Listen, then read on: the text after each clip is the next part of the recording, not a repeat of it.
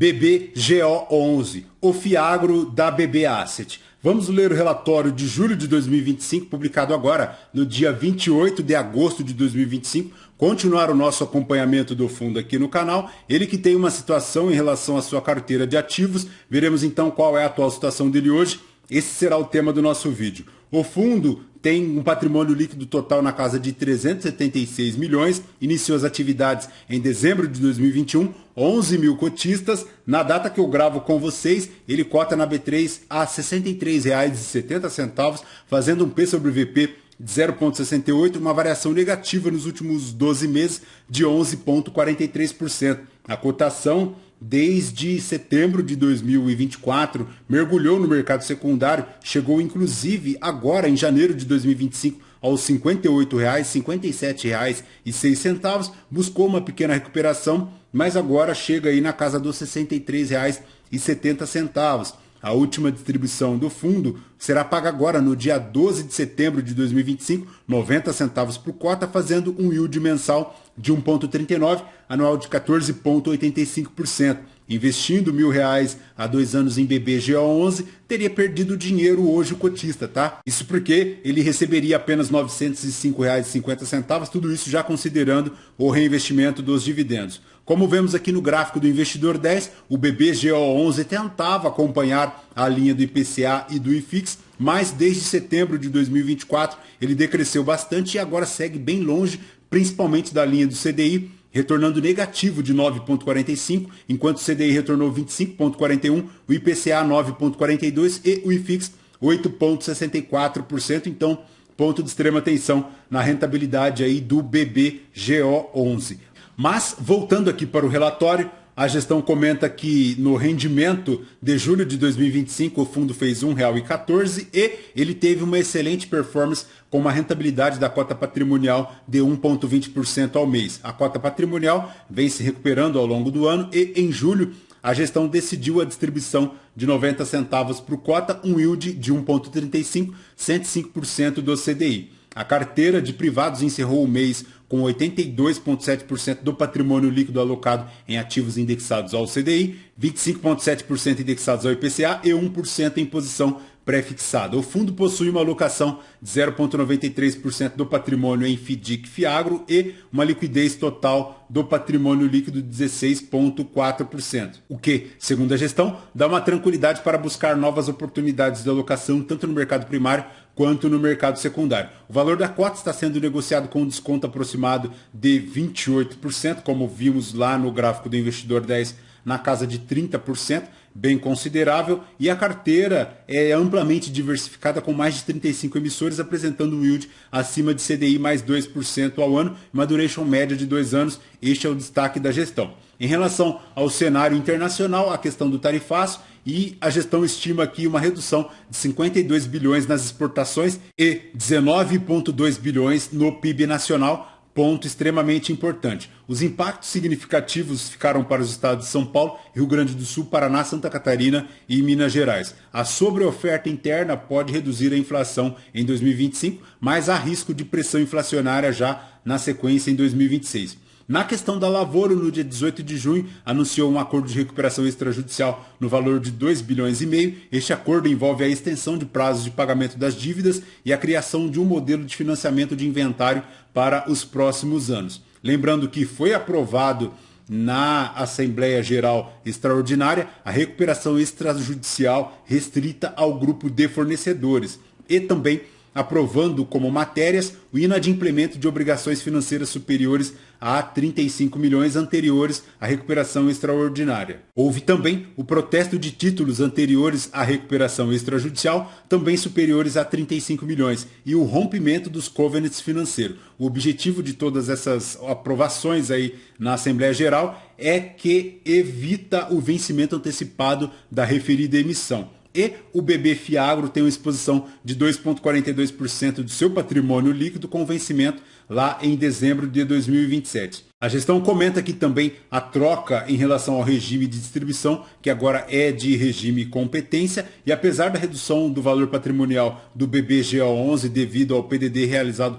ao final de 2024 para a Lavoro, o fundo tem apresentado um lucro contábil desde o seu início. Um exemplo disso é que um dos ativos provisionados foi totalmente pago pelo devedor, ponto excelente, gerando uma recuperação na cota, o que é excelente. Em relação às indexações aqui do fundo, ele tem 25,96% aqui para o IPCA, dando uma taxa média de compra de 6,9%, uma taxa média de mercado de 9,82%, 46% de CDI, 106,33% do CDI e 92% no total de pré-fixado. Lembrando que o fundo tem aqui também 16,38% de operações compromissadas, ponto de atenção, a operação se encontra 100% indexada ao CDI. E em relação à carteira aqui do fundo, ponto de atenção é em relação a Lavoro, que forma 2,3% do patrimônio líquido aqui do BBGA11, uma operação de 8.853, vencendo lá em 2027. Lembrando que a operação tem uma taxa de compra de 3% e uma taxa de marcação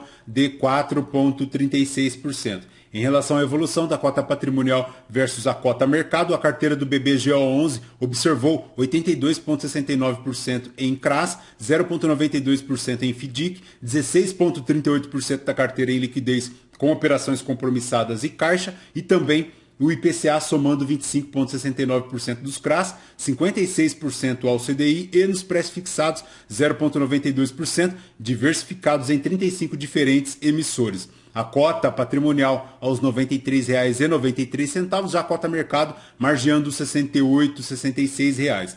No DRE do fundo para julho de 2025, ele faz um total de receitas de 5.490.000 de despesas, finalizando uma distribuição aqui de 3.600.000, de um total de resultado líquido de 4.560.000, R$ 1,14, distribuindo 90 centavos para o cota. Hoje, a distribuição decresceu um pouquinho, saindo lá de 95 para agora 90 centavos por cota. Nesta distribuição, fazendo um yield de 1,35, com uma margem de desconto de aproximadamente 30%. Na rentabilidade, 124,08% do CDI, rendendo 1,28%. Já em relação aos comentários da gestão, no valor bruto total da produção é estimado um valor de 1.408 bilhões no ano de 2025, o que sinaliza um avanço de 11,6% no faturamento das atividades produtivas do campo, o que é ponto positivo. De forma geral, a elevação no VBP estimado reflete as condições climáticas mais favoráveis e no segmento das lavouras, o crescimento da produção em diversas culturas, aliado à valorização de algumas commodities como o café, tem contribuído para a elevação das estimativas de faturamento do período. Entretanto, fatores externos como as sobretaxações aplicadas aí pelos Estados Unidos a produtos importados podem impactar a dinâmica de preços das commodities agrícolas ao longo do segundo semestre. Na pecuária, a combinação de preços ainda valorizados e incremento na produção de aves e suínos sustenta a expectativa de crescimento do VBP em 2025.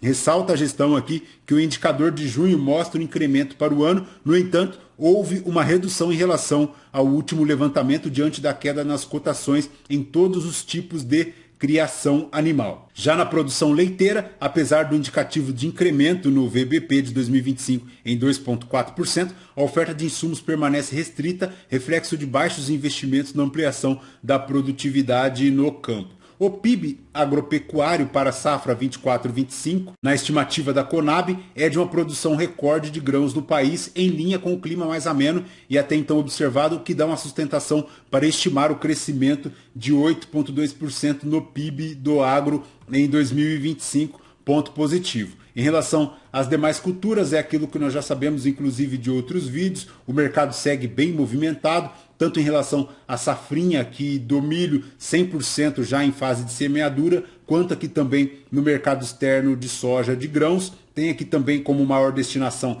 como já comentamos no vídeo passado, a China, 74,6% de todo o consumo de soja brasileiro. E em relação às exportações brasileiras de milho, devem representar cerca de 23% do total mundial, posicionando o Brasil como o segundo maior exportador da commodity, atrás apenas dos Estados Unidos. Em relação ao trigo, a semeadura 25-26 teve início em abril no estado do Goiás, Minas Gerais e parte do Paraná, avançando posteriormente no Rio Grande do Sul e também em Santa Catarina. Já em relação ao mercado externo, o Brasil importa historicamente a maior parte do seu trigo, consumindo 55% do consumo interno em 2024, em um período em que as importações evoluíram 59%.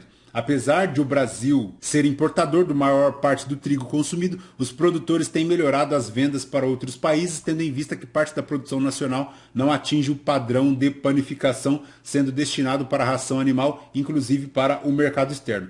Na cana-de-açúcar, 26, iniciando agora em abril de 2025, tem a produção estimada em torno de 663 milhões de toneladas, conforme o levantamento aí da Conab, agora para abril de 2025, o que representa uma retração de 23 milhões de toneladas em relação à safra anterior. E nos demais mercados é basicamente isso, o etanol muito subsidiado aí pelo governo, inclusive que autorizou o aumento de percentual de etanol na gasolina, agora na casa de 30%, como nós já sabemos. A cotação do etanol, então, chegando a R$ 2,99. O café a quilo voltou a subir. Aquele que consome café já percebeu no mercado aí que voltou à casa dos R$ 35 novamente. Então, segue o baile, enfim, afetando a inflação brasileira.